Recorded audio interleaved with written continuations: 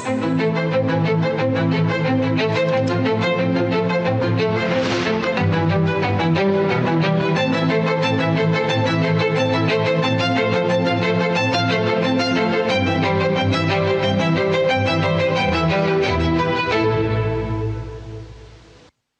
प्यारे देशवासियों, नमस्कार। मन की बात में आप सबका स्वागत है, अभिनंदन है।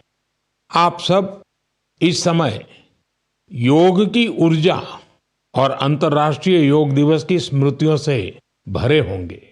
इस बार भी 21 जून को देश दुनिया के करोड़ों लोगों ने अंतर्राष्ट्रीय योग दिवस में हिस्सा लिया। आपको याद है, 10 साल पहले इसका प्रारंभ हुआ और 10 साल में ये सिलसिला हर साल पहले से भी ज्यादा भव्य बनता जा रहा है। ये इस बात का भी संकेत है कि ज्यादा से ज्यादा लोग अपने दैनिक जीवन में योग को अपना रहे हैं। हमने इस बार योग दिवस की कितनी ही आकर्षक तस्वीरें देखी हैं। विशाखापत्तनम के समुद्र तट पर 3 लाख लोगों ने एक साथ योग किया। विशाखापत्तनम से ही एक और अद्भुत दृश्य सामने आया। 2000 से ज्यादा आदिवासी छात्रों ने 108 मिनट तक 108 सूर्य नमस्कार किए। सोचिए, कितना अनुशासन, कितना समर्पण रहा होगा। हमारे नौसेना के जहाजों पर भी योग की भव्य झलक दिखी। तेलंगाना में 3000 दिव्यांग साथियों ने एक साथ योग शिविर में भाग लिया। उन्होंने दिखाया कि योग किस तरह सशक्तिकरण का माध्यम भी है।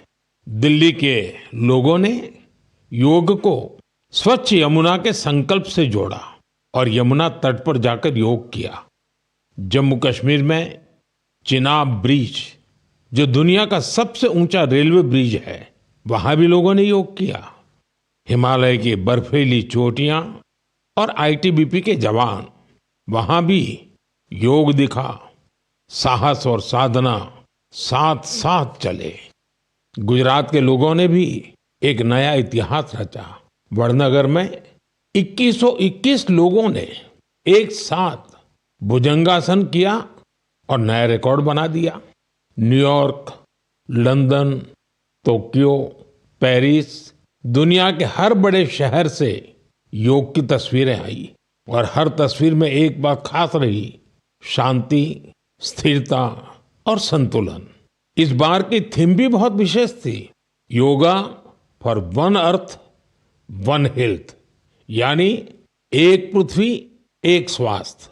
ये सिर्फ एक नारा नहीं है, एक दिशा है जो हमें वसुधैव कुटुंबकम का एहसास कराती है। मुझे विश्वास है इस बार के योग दिवस की भव्यता ज्यादा से ज्यादा लोगों को योग को अपनाने के लिए जरूर प्रेरित करेगी। मेरे प्यारे देशवासियों, जब कोई तीर्थ यात्रा पर निकलता है तो एक ही भाव सबसे पहले मन में आता है, चलो बुलावा आया है। यही भाव हमारे धार्मिक यात्राओं की आत्मा है। ये यात्राएं शरीर के अनुशासन का, मन की शुद्धि का, आपसी प्रेम और भाईचारे का, प्रभु से जुड़ने का माध्यम है। इनके अलावा इन यात्राओं का एक और बड़ा पक्ष होता है। ये धार्मिक यात्राएं सेवा के अवसरों का एक महाअनुष्ठान भी होती हैं। जब कोई भी यात्रा होती है तो जितने लोग यात्रा पर जाते हैं, उससे ज्यादा लोग तीर्थ यात्रियों की सेवा के काम में जुड़ते हैं। जगह जगह भंडारे और लंगर लगते हैं। लोग सड़कों के किनारे प्याऊ लगवाते हैं। सेवा भाव से ही मेडिकल कैंप और सुविधाओं की व्यवस्था की जाती है। कितने ही लोग अपने खर्च से तीर्थ यात्रियों के लिए धर्मशालाओं की और रहने की व्यवस्था करते हैं। साथियों, लंबे समय के बाद कैलाश मानसरोवर यात्रा का फिर से शुभारंभ हुआ है। कैलाश मानसरोवर यानी भगवान शिव का धाम। हिंदू, बौद्ध, जैन हर परंपरा में कैलाश को श्रद्धा और भक्ति का केंद्र माना गया है। साथियों, 3 जुलाई से पवित्र अमरनाथ यात्रा शुरू होने जा रही है और सावन का पवित्र महीना भी कुछ ही दिन दूर है। अभी कुछ दिन पहले हमने भगवान जगन्नाथ जी की रथ यात्रा भी देखी है। ओडिशा हो, गुजरात हो या देश का कोई और कोना, लाखों श्रद्धालु इस यात्रा में शामिल होते हैं। उत्तर से दक्षिण, पूरब से पश्चिम, ये यात्राएं एक भारत श्रेष्ठ भारत के भाव का प्रतिबिंब है। जब हम श्रद्धा भाव से, पूरे समर्पण से और पूरे अनुशासन से अपनी धार्मिक यात्रा संपन्न करते हैं तो उसका फल भी मिलता है। मैं यात्राओं पर जा रहे सभी सौभाग्यशाली श्रद्धालुओं को अपनी शुभकामनाएं देता हूं। जो लोग सेवा भावना से इन यात्राओं को सफल और सुरक्षित बनाने में जुटे हैं, उन्हें भी साधुवाद देता हूं। मेरे प्यारे देशवासियों, अब मैं आपको देश की 2 ऐसी उपलब्धियों के बारे में बताना चाहता हूं जो आपको गर्व से भर देंगी। इन उपलब्धियों की चर्चा वैश्विक संस्थाएं कर रही हैं। WHO यानी विश्व स्वास्थ्य संगठन और ILO यानी इंटरनेशनल लेबर ऑर्गेनाइजेशन ने देश की इन उपलब्धियों की भरपूर सराहना की है। पहली उपलब्धि तो हमारे स्वास्थ्य से जुड़ी है। आप में से बहुत से लोगों ने आंखों की एक बीमारी के बारे में सुना होगा, ट्रैकोमा। ये बीमारी बैक्टीरिया से फैलती है। एक समय था जब ये बीमारी देश के कई हिस्सों में आम थी। ध्यान नहीं दिया जाए तो इस बीमारी से धीरे धीरे आंखों की रोशनी तक चली जाती थी। हमने संकल्प लिया कि ट्रैकोमा को जड़ से खत्म करेंगे और मुझे आपको ये बताते हुए बहुत खुशी है कि विश्व स्वास्थ्य संगठन यानी WHO ने भारत को ट्रैकोमा फ्री घोषित कर दिया है। अब भारत ट्रैकोमा मुक्त देश बन चुका है। ये उन लाखों लोगों की मेहनत का फल है जिन्होंने बिना थके, बिना रुके इस बीमारी से लड़ाई लड़ी। ये सफलता हमारे हेल्थ वर्कर्स की है। स्वच्छ भारत अभियान से भी इसे मिटाने में बड़ी मदद मिली। जल जीवन मिशन का भी इस सफलता में बड़ा योगदान रहा। आज जब घर घर नल से साफ पानी पहुंच रहा है तो ऐसी बीमारियों का खतरा कम हो गया है। विश्व स्वास्थ्य संगठन WHO ने भी इस बात की सराहना की है कि भारत ने बीमारी से निपटने के साथ साथ उसके मूल कारणों को भी दूर किया है। साथियों, आज भारत में ज्यादातर आबादी किसी न किसी सोशल प्रोटेक्शन बेनिफिट का फायदा उठा रही है और अभी हाल ही में इंटरनेशनल लेबर ऑर्गेनाइजेशन ILO की बड़ी अहम रिपोर्ट आई है। इस रिपोर्ट में कहा गया है कि भारत की 64%, 64% से ज्यादा आबादी को अब कोई न कोई सोशल प्रोटेक्शन बेनिफिट जरूर मिल रहा है। सामाजिक सुरक्षा ये दुनिया की सबसे बड़ी कवरेज में से एक है। आज देश के लगभग 95 करोड़ 95 करोड़ लोग किसी ना किसी सोशल सिक्योरिटी योजना का लाभ पा रहे हैं, जबकि 2015 तक 25 करोड़ से भी कम लोगों तक सरकारी योजनाएं पहुंच पाती थी। साथियों, भारत में स्वास्थ्य से लेकर सामाजिक सुरक्षा तक हर क्षेत्र में देश सैचुरेशन की भावना से आगे बढ़ रहा है। ये सामाजिक न्याय की भी उत्तम तस्वीर है। इन सफलताओं ने एक विश्वास जगाया है कि आने वाला समय और बेहतर होगा। हर कदम पर भारत और भी सशक्त होगा। मेरे प्यारे देशवासियों, जन भागीदारी की शक्ति से बड़े बड़े संकटों का मुकाबला किया जा सकता है। मैं आपको एक ऑडियो सुनाता हूं। इस ऑडियो में आपको उस संकट की भयावहता का अंदाजा लगेगा। वो संकट कितना बड़ा था, पहले वो सुनिए, समझिए। आखिर ये जो जुल्म हुआ 2 साल तक, जुल्म तो 5-7 साल से शुरू हो गया था, मगर वो शिखर पर पहुंच गया है 2 साल में, जब इमरजेंसी लोगों पर ठोक दी और अमानुषी बर्ताव लोगों के साथ किया गया। लोगों के स्वतंत्रता के हक छीन लिए गए, अखबारों को कोई स्वतंत्रता न रही, न्यायालय बिल्कुल निर्बल बना दिए गए और जिस ढंग से 1 लाख से ज्यादा लोगों को जेल में बंद कर दिए और फिर अपने मनमानी राज की ओर से होती रही, उसकी मिसाल दुनिया के इतिहास में भी मिलना मुश्किल है। साथियों, ये आवाज देश के पूर्व प्रधानमंत्री श्रीमान मोरारजी भाई देसाई की है। उन्होंने संक्षेप में लेकिन बहुत ही स्पष्ट तरीके से इमरजेंसी के बारे में बताया। आप कल्पना कर सकते हैं वो दौर कैसा था।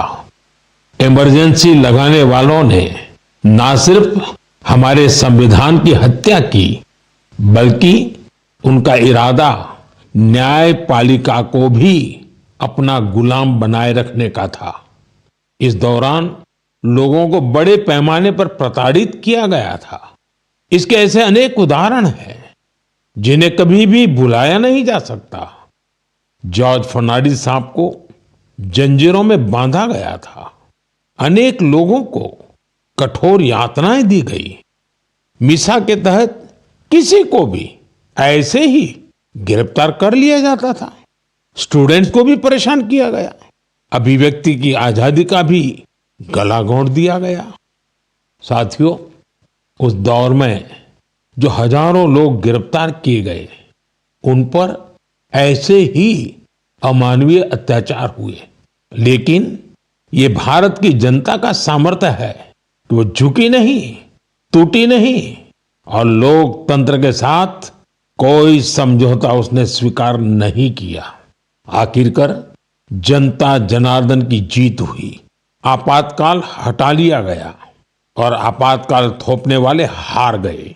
बाबू जगजीवन राम जी ने इस बारे में बहुत ही सशक्त तरीके से अपनी बातें रखी थी। बहनों और भाइयों, पिछला चुनाव नहीं था, भारत की जनता का एक महान अभियान था। उस समय के परिस्थितियों को बदल देने का, तानाशाही के धारा को मोड़ देने का और भारत में प्रजातंत्र की बुनियाद को मजबूत कर देने का। अटल जी ने भी तब अपने ही अंदाज में जो कुछ कहा था, वो भी हमें जरूर सुनना चाहिए। बहनों और भाइयों, देश में जो कुछ हुआ उसे केवल चुनाव नहीं कह सकते।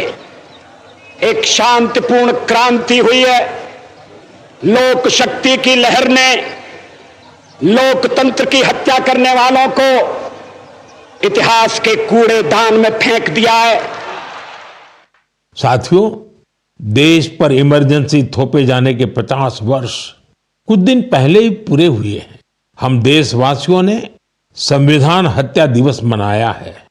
हमें हमेशा उन सभी लोगों को याद करना चाहिए जिन्होंने इमरजेंसी का डटकर मुकाबला किया था।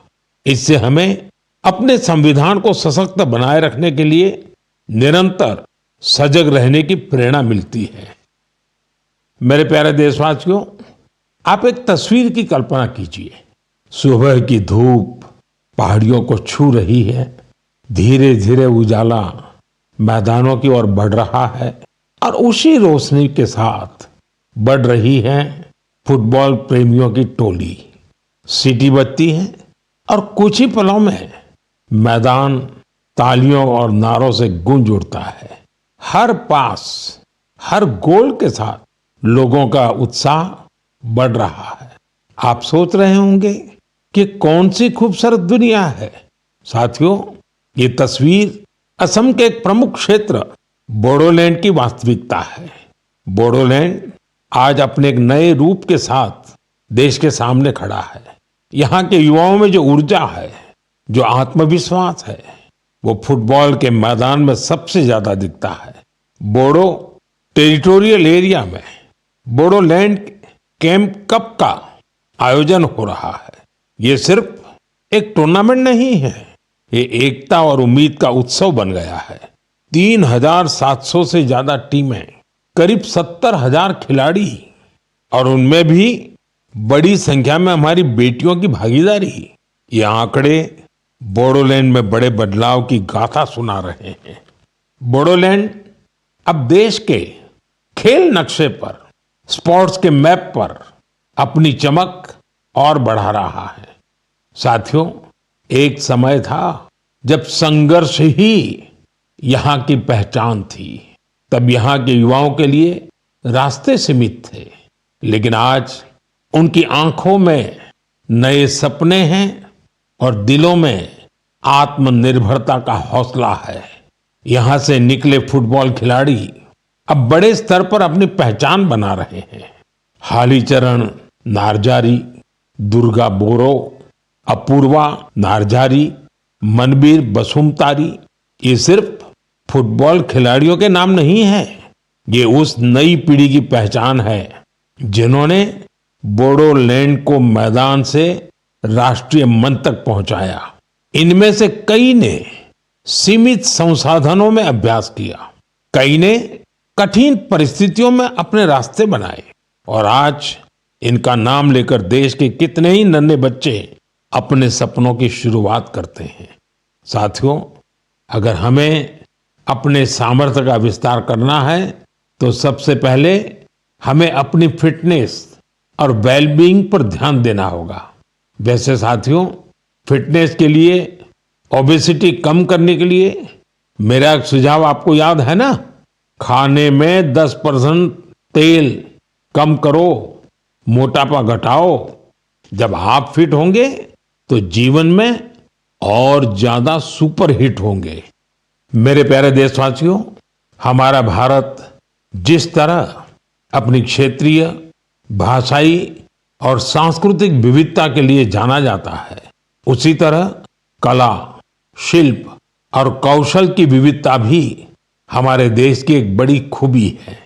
आप जिस क्षेत्र में जाएंगे वहां की कुछ न कुछ खास और लोकल चीज के बारे में आपको पता चलेगा। हम अक्सर मन की बात में देश के ऐसे यूनिक प्रोडक्ट्स के बारे में बात करते हैं।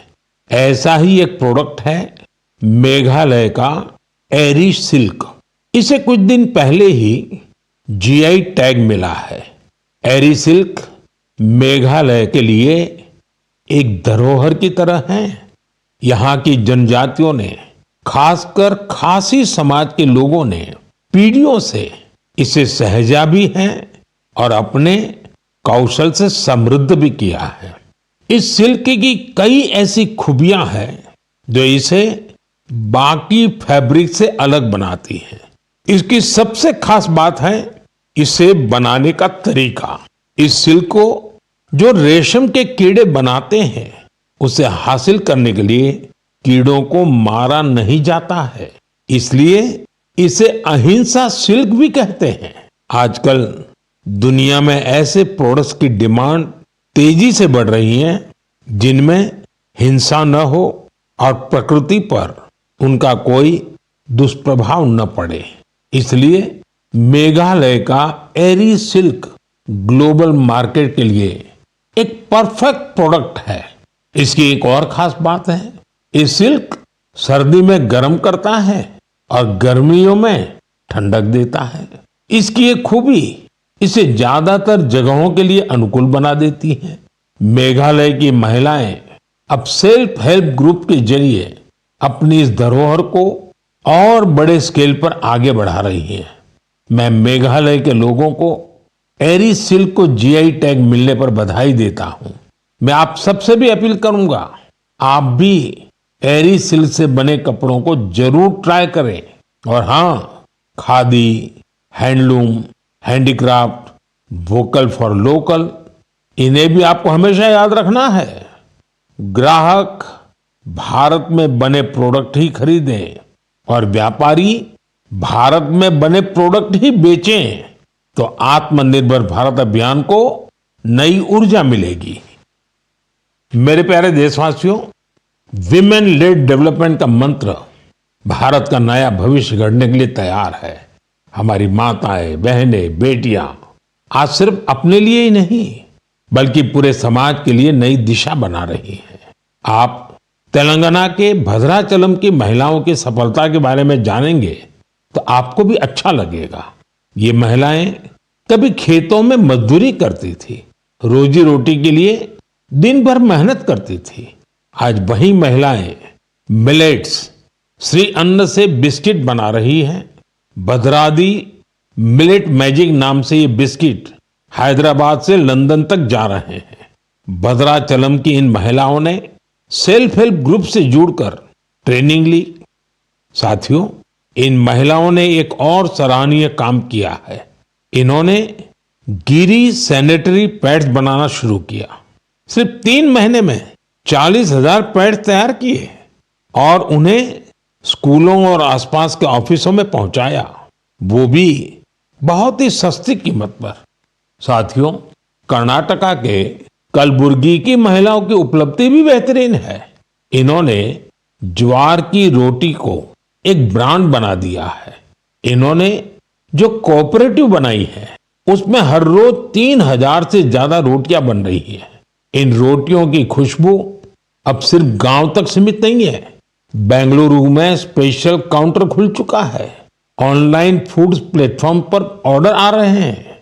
कलबुर्गी की रोटी अब बड़े शहरों के किचन तक पहुंच रही है। इसका बहुत शानदार असर इन महिलाओं पर पड़ा है। उनकी आय बढ़ रही है।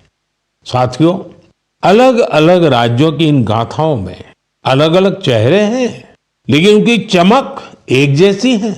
ये चमक है आत्मविश्वास की, आत्मनिर्भरता की। ऐसा ही एक चेहरा है मध्य प्रदेश की सुमा उइके।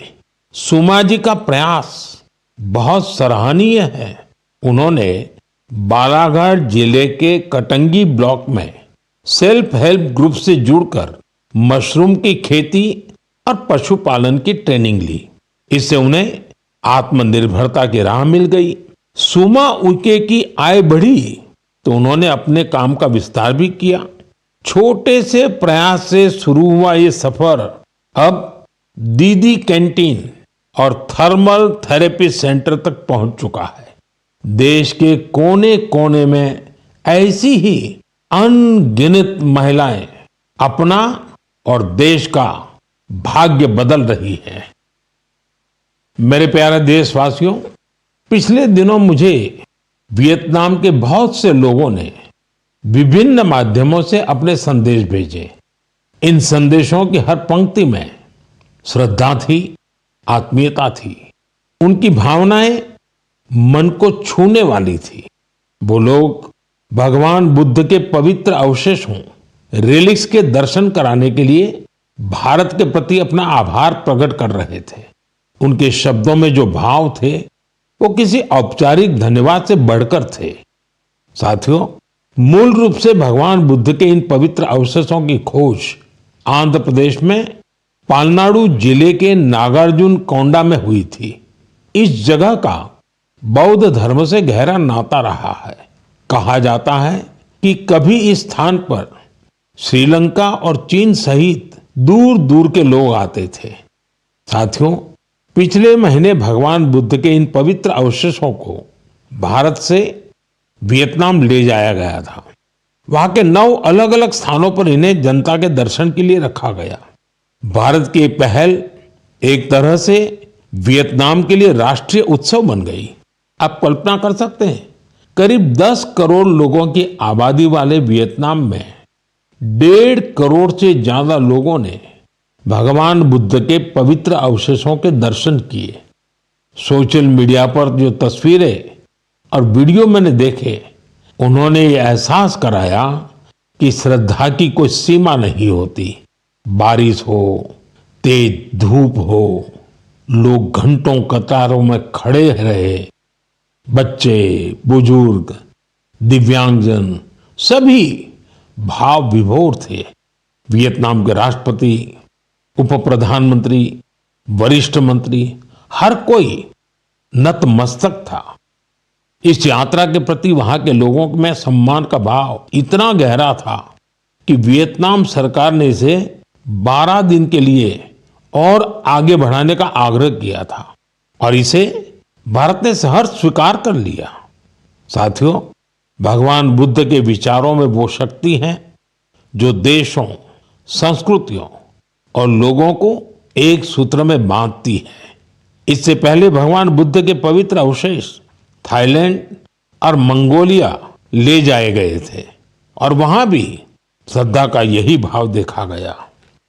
मेरा आप सभी से भी आग्रह है कि अपने राज्य के बौद्ध स्थलों की यात्रा अवश्य करें।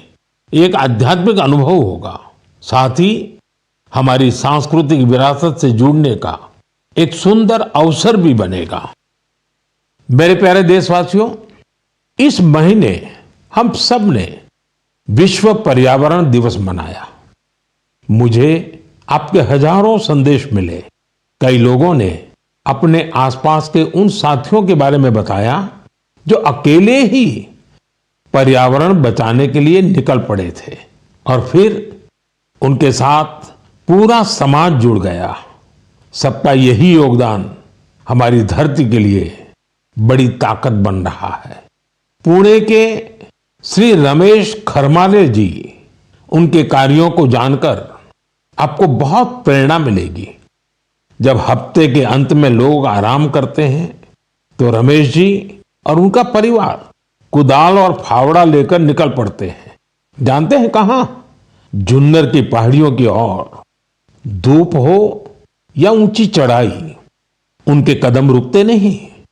वो झाड़ियां साफ करते हैं, पानी रोकने के लिए ट्रेंच खोदते हैं और बीज बोते हैं।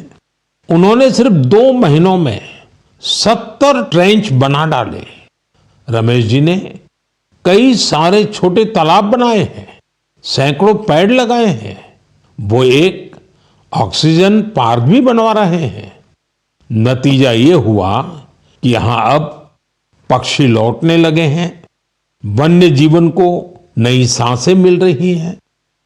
साथियों, पर्यावरण के लिए एक और सुंदर पहल देखने को मिली है गुजरात के अहमदाबाद शहर में। यहां नगर निगम ने मिशन फॉर मिलियन ट्रीज अभियान शुरू किया है। लक्ष्य है लाखों पेड़ लगाना।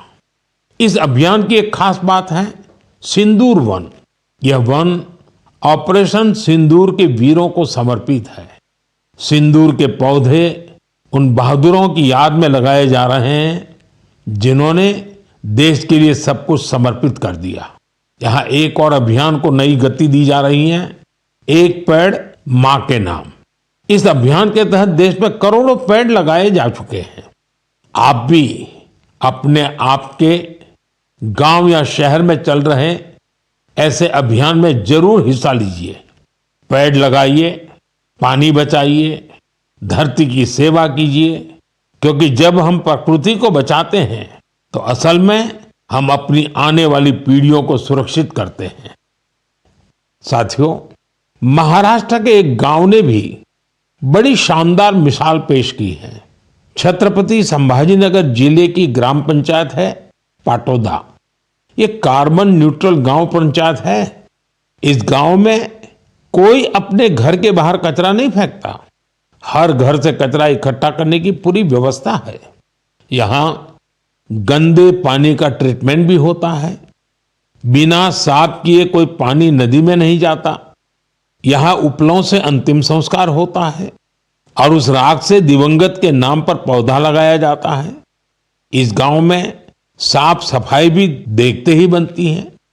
छोटी छोटी आदतें जब सामूहिक संकल्प बन जाती हैं तो बड़ा बदलाव तय हो जाता है।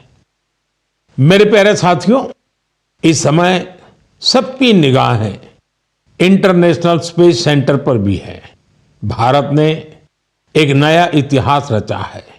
मेरी कल ग्रुप कैप्टन शुभांशु शुक्ला से बात भी हुई है। आपने भी शुभांशु से मेरी बातचीत को जरूर सुना होगा।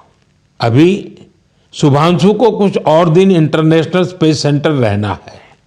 हम मिशंस के बारे में और बातें करेंगे, लेकिन मन की बात के अगले एपिसोड में अब समय है इस एपिसोड में आपसे विदा लेने का। लेकिन साथियों, जाते जाते मैं आपको एक खास दिन की याद दिलाना चाहता हूं। 1 जुलाई, परसों, यानी 1 जुलाई को हम 2 बेहद महत्वपूर्ण प्रोफेशंस का सम्मान करते हैं, डॉक्टर्स और सीए। ये दोनों ही समाज के ऐसे स्तंभ हैं जो हमारी जिंदगी को बेहतर बनाते हैं। डॉक्टर हमारे स्वास्थ्य के रक्षक हैं और सीए, चार्टर्ड अकाउंटेंट, आर्थिक जीवन के मार्गदर्शक हैं। मेरी सभी डॉक्टर्स और चार्टर्ड अकाउंटेंट्स को ढेर सारी शुभकामनाएं। साथियों, आपके सुझावों का मुझे हमेशा इंतजार रहता है। मन की बात का अगला एपिसोड आपके इन्हीं सुझावों से और समृद्ध होगा। फिर मुलाकात होगी नई बातों के साथ, नई प्रेरणाओं के साथ, देशवासियों की नई उपलब्धियों के साथ। बहुत बहुत धन्यवाद। नमस्कार।